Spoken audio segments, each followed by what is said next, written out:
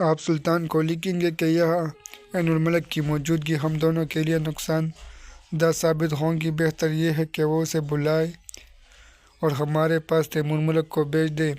وہ نیک نیت بھی ہے اور معاملہ فہم بھی، ہمیں یقین ہے کہ ہم بہت جلدی فیصلے پر پہنچ جائیں گے۔ سلطان کے پاس اب اپنے ساتھیوں میں سے جس کو بھیجنا چاہیے اس کے لیے ڈاک کے گھوڑوں کا بندوبست کیا جائے گا اور زیادہ سے زیادہ 3 دن میں سلطان کا جواب لے کر یہاں پہنچ جائے گا۔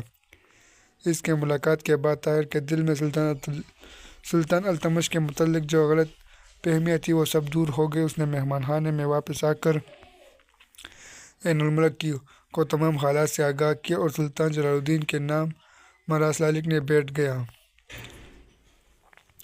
اگلے دن طاہر شہر کی ایک مسجد میں صبح کی نماز پڑھ کر باہر نکلا تو دروازے کی سیڑھیوں پر کسی نے پیچھے سے اس کا دامن پکڑ لیا۔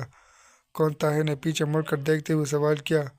ایک نوعمر لڑکے نے مسکراتے ہوئے کہا، اب مجھے جانتے نہیں اسماعیل؟ طاہر نے اسے جھک کر گلے لگایا اور جذبات کے ہیجان میں اس پر سوالات کی بوچھاڑ کر دی۔ تم یہاں کب پہنچے؟ تمہارے نانا کہاں ہے؟ تمہاری نانی کیسی ہے؟ اور ثریا تمہاری بہن کہاں ہے؟ چلیے، وہ سب گھر پر ہے؟ کہاں؟ اسی شہر میں بالکل قریب۔ طاہر کا دل دھڑکنے لگا۔ اس نے کہا، مجھے یہاں 1 ہفتہ ہو گیا ہے، کاش مجھے معلوم ہوتا کہ تم یہاں ہو۔ مجھے بلخ کے قریب پہنچ کر پتہ چلا کہ تم غزنی جا چکے ہو۔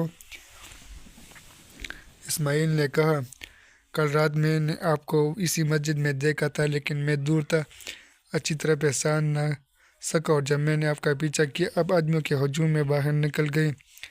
میں نے ابا جان سے ذکر کیا تو انہوں نے جامع مسجد کے دروازے پر پہرا دینے کے لیے کہا۔ چلیے۔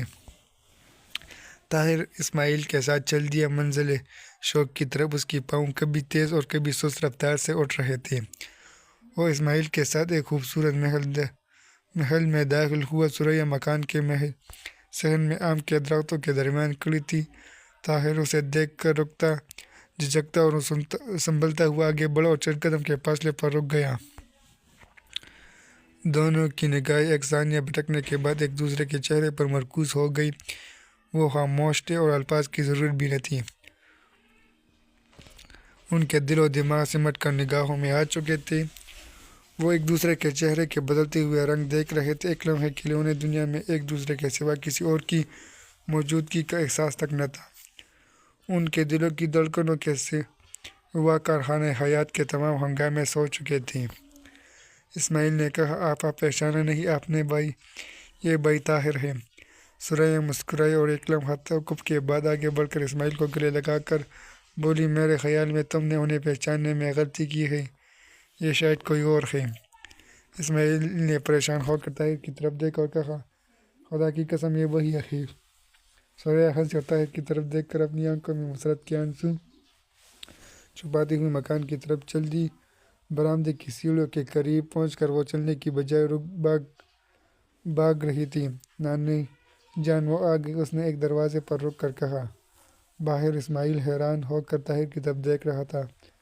آپ ذرا دبلے ہو گئے ہیں، شکل تو بالکل وہی ہے، عجیب بات ہے کہ آپ کو نہیں پہچان سکی۔ آپ میرے ساتھ اندر چلیے، نانا جان آپ کو ضرور پہچان لیں گے۔ اسماعیل نے یہ کہتے ہوئے طاہر کا ہاتھ پکڑ لیا۔ طاہر نے ہنستے ہوئے کہا، لیکن اگر انہوں نے بھی نہ پہچانا تو؟ اسماعیل نے پھر ایک بار غور سے طاہر کی طرف دیکھتے ہوئے کہا، میں سچ کہتا ہوا کہ چہرے پر کوئی تبدیلی نہیں آئی، پیشانی پر زخم کا ایک نشان ہے، لیکن اس سے کیا فرق پڑتا ہے؟ نانا جان یقیناً آپ کو پہچان لیں گے۔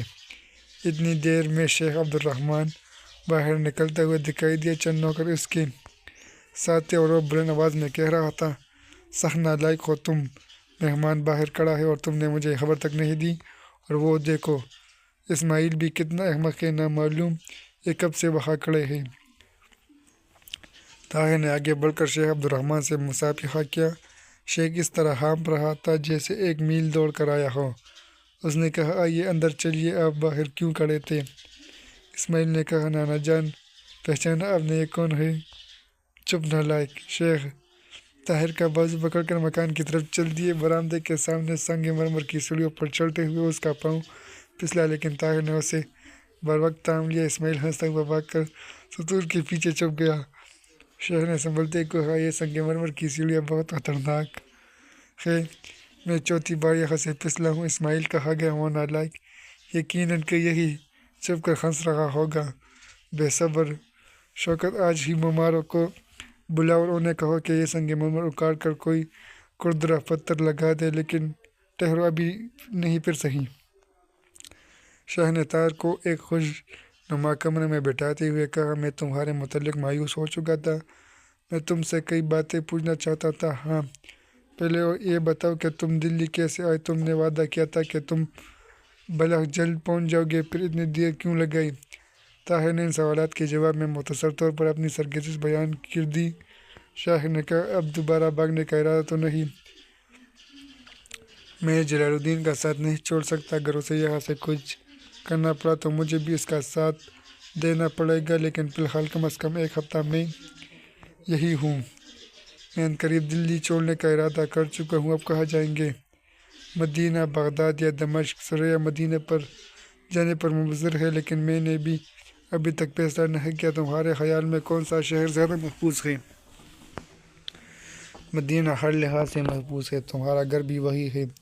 جی ہاں، مدینہ کے بالکل قریب۔ اگر آپ میرے گھر ٹھہرنا قبول فرمائیں تو میں اپنے نوکر کو آپ کے ساتھ بھیجنے کے لیے تیار ہوں۔ شکریہ، لیکن میں 2 سال قبل مدینہ میں ایک باغ اور ایک مکان خرید چکا ہوں۔ میں نے اپنے 2 ملازم دمشق اور بغداد بھیج دیے ہیں، انہوں نے وہاں بھی میرے لیے مکان خرید لیے ہوں گے۔ اب ایک بات کا فیصلہ باقی ہے، اور وہ یہ کہ تم اپنی بیوی کو اپنے ساتھ لے جاؤ گے یا سرے اس کا ہمارے ساتھ رہنا پسند کرو گے؟